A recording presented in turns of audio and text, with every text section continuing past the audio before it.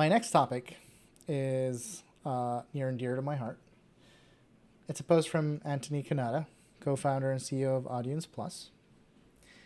He says, I've referenced these examples for the past year. HubSpot acquired The Hustle. Salesforce announced Salesforce Plus. Pendo acquired Mind the Product. Outreach acquired Sales Hacker. MailChimp launched MailChimp Presents. But in the last 7 days alone, and that post came out 6 days ago, Zuora launched Zuora Plus. Lavender launched Lavender Land. Crossbeam launched Insider. Support Logic launched SX Live Library. All companies are becoming media companies, and it's happening faster than you think. And I think another example from around our sphere is Hockey Stack announcing the Flow, which is similar to these platforms. And someone who's very interested in content marketing, someone who believes that becoming number one resource in the industry starts with educating through content. I think these companies are finally catching up to the model that has been established by HubSpot for a long time, and I think it was the book by Joe Polizzi, The Killing Marketing. He references Red Bull. And I find Red Bull a very interesting brand because I cannot remember the last time I saw an ad from Red Bull trying to sell an energy drink. I cannot remember it. But I see Red Bull everywhere. In motorsports, in extreme sports, everywhere where there is association with high energy and high octane action. Red Bull is there. And Red Bull is a content machine and spends so much on content. But that's on the consumer side.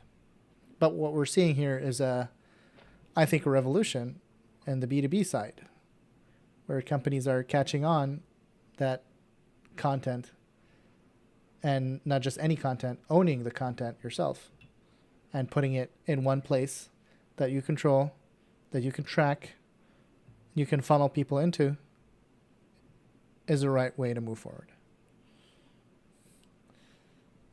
Love your thoughts on that. Yeah, it just makes so much sense.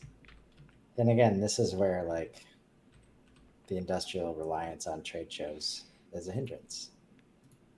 Because this is all about like you have a target market. You need them to learn about your business, about your product, about the way you do things, even when you get in the right mindset. And you need to hire people. You know, people want to know who you are as a business, the culture, the values, all that stuff. You have to be able to communicate that, convey your message, if you will. And using trade shows to do it, these previous mechanisms or industry publications, right? You don't own the audience. You got to pay to be there. You got to pay for the slot in the magazine. Like, and the amount of money that people pay for this stuff is just insane. Um, but you're paying for access to the audience. And now that is more important than ever. And once you figure out you can build that audience yourself, or in the cases of these acquisitions, they're buying audience when they do that too. They're buying media machines and they're buying audience. You know, this takes us back to the Twitter move. He's buying attention, he's buying eyeballs, he's buying butts in seats. Once you have that, that is the most, valuable commodity right now because human beings are the ones making decisions. And the model is as old as media, right? Like people, however, people have educated themselves on the news of the day. Like media companies built this model, and that's why people will talk about this, like the media company mindset, right? Like if you need to create content at scale, then you have to change the mindset. This is not a couple PDFs once a quarter. This is videos every day. And it is a lot of work, but it's not a complex system either. Like, what are we going to do with this podcast? We're going to repurpose the hell out of it. It's going to be clipped. It's going to be turned into Transcribed. text, Yeah. transcribed articles, social media posts, and then that engine, the engagement we get from that creates more topics to talk about. And the power really comes when you get to engage the audience that you're creating, and they start creating content with you. And when you can start generating that media mechanism, like, because it's impossible it's so much resource. Like, you're not a media company at the end of the day. Like, you've been building this other product for years. That's why companies like HubSpot just acquired. And I even had that thought that I ran by, like, some leadership executives in the past, like, hey, if you really bought into this, like, is there a media company or like a marketing agency that we could buy that has videographers and people that do video and just like ready-made marketing department instead of hiring it? Like, is that possible? Right? Instead of acquiring just to increase market share, which is usually the only reason acquisitions happen. I have a challenge to industrial leaders that think that this model is not for them or they don't have the budget to do so, is audit your trade show budgets. And if you're hitting 6 figures for one show, then you have the budget to create at least one pillar piece of long form video content and repurpose that forever. 6 figures can get you a producer and someone to edit your videos and transcribe them. It doesn't have to be internal, but you have the budget to contract that work out. Showrunner, producer, that's one person. And the services needed to produce the repurposing. There is no excuse. This is one point that this is the hill I die on. If you have 6 figures in trade show budget, you have the opportunity to do this. And if I had a mic to drop, I would drop it right now. Yeah, it's amazing. Like, and to watch trade shows literally get wiped off the face of the earth during COVID. And how many sales pipelines were affected by that? Not many. To be fair, in the first month, maybe. But I think everybody recovered quickly and figured out how to move to an online selling experience. But after that, pipelines definitely recovered. Right. I mean, just the trade shows, right, as Yeah. the main marketing and sales mechanism. Like the lead generation, let's just say the lead generation and pipeline generation that trade shows are supposed to provide. Gone for a year.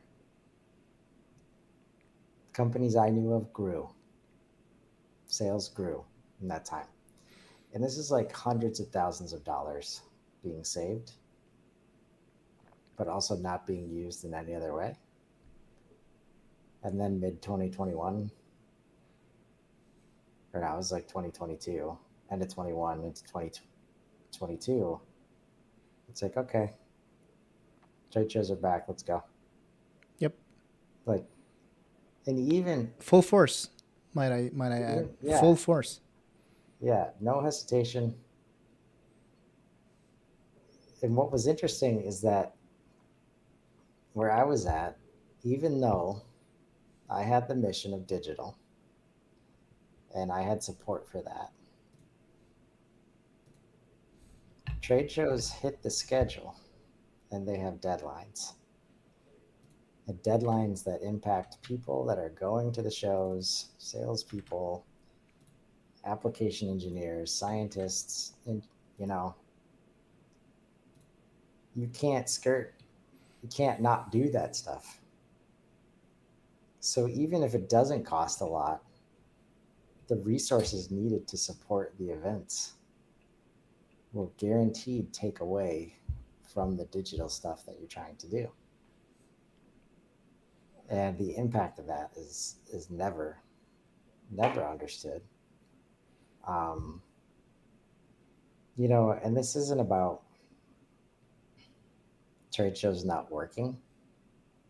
Like, because I'll say, like, I went to some shows as they were coming back, and I was reminded of the value. And it was interesting because trade show attendance went down, but the people who were going were like guaranteed leads if they stopped by. Like the students, all the, the tire kickers and window shoppers were not there, right? So if people did show up, they were there for a reason, and it was to see you and talk about your product. But to do so, like if you have to choose, not having a digital presence is unacceptable, and you will never get to the experience that is expected of you. And I love the pushback that's like, oh, if we're not there, people are going to wonder what happened. They're going Exactly. to think we went out of business. Yep. And again, if they see you online every day, they're not going to wonder where you are, you know. And for years before COVID, all of the big shows were already starting to dwindle, and major companies were not going to these shows anymore because they understood the value was going away and they put effort into websites and digital. And there's so much to support that movement. And it's like that's when it's like, oh, it's okay for this huge company to do it because they're the market leader. Like how long are you gonna let them be the market leader making the right decisions, and you're just gonna watch them do it, right? So yeah, it's